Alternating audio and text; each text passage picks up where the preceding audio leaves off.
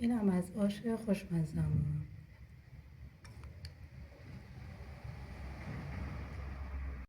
خب برای آماده کردن رشته آش ابتدا یه لیوان آرد رو به اضافه یه مقدار نمک داخلش قرار میدیم و چند قاشق آب.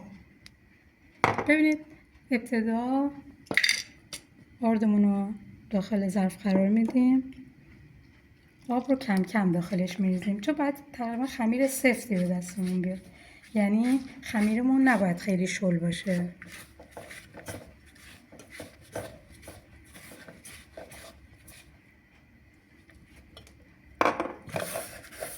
خمیر رو به این شکل آماده میکنیم.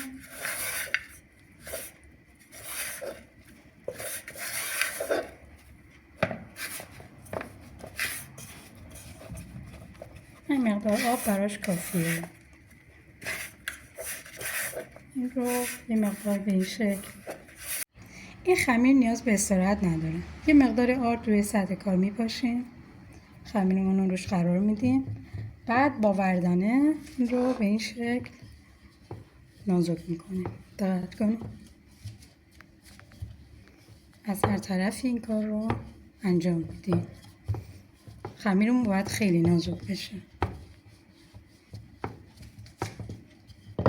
این رو که نازک کردیم روش به این صورت آب میپاشیم. بله. بعد دور وردانه این رو به این شکل میپیچیم. سعی میکنیم که تا جایی که ممکنه خمیرمون نازک بشه. خب این رو به همین شکلی که هست این رو برش میزنیم. من خارج میکنم وردانه رو و با یه چاقوی تیز اینو برش میزنیم.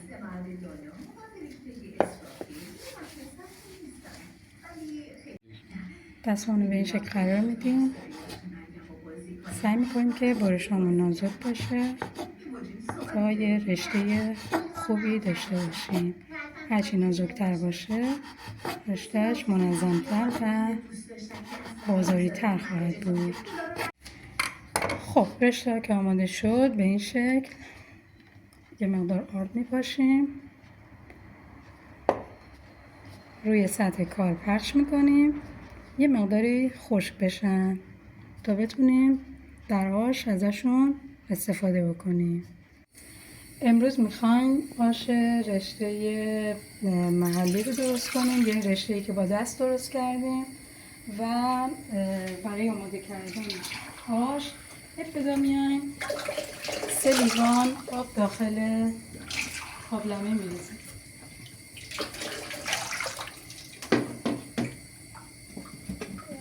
یه سری آردات رو که از قبل پختیم آماده کردیم داخل آش میریزیم. خب وقتی که آش آب این در واقع قابلمه به جوش اومد سبزی و کدو و همچنین رشته رو داخلش قرار میدیم. خب مدتی از به جوش اومدن آب گذشته. حالا سبزی آش رو که قبلا خرد کردیم داخل آش میریزیم.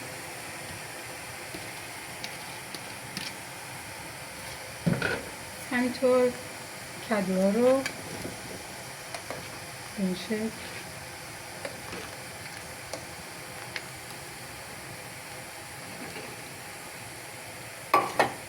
حالا رشته‌ای که خرد کرده بودیم هم به این شکل داخلش میریزیم، اما توجه کنید رشته رو اینطوری میریزیم.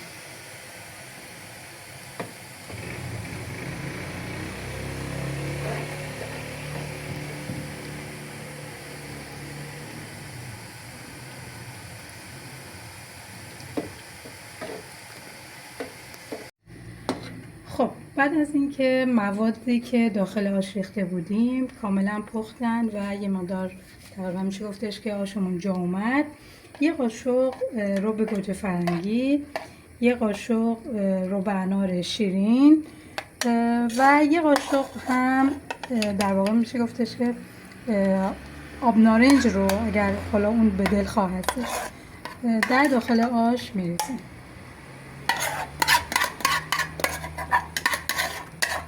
اگر از رب انار ترش استفاده کردید حتما یه قاشق شکر هم میتونید داخلش در واقع برای تندهی بهتر استفاده بکنید. خب این هم از مواد سیرداغ و نعناداغ به اضافه زردچوبه و فلفل هستش که در داخل آش در واقع قرار میریزیم. خب این دیگه تقریبا میشه گفتش که تا 10 دقیقه دیگه این آش جا میفته. آش بسیار مناسبی هست برای فصل زمستون. امیدوارم که بپزید و دوست داشته باشید.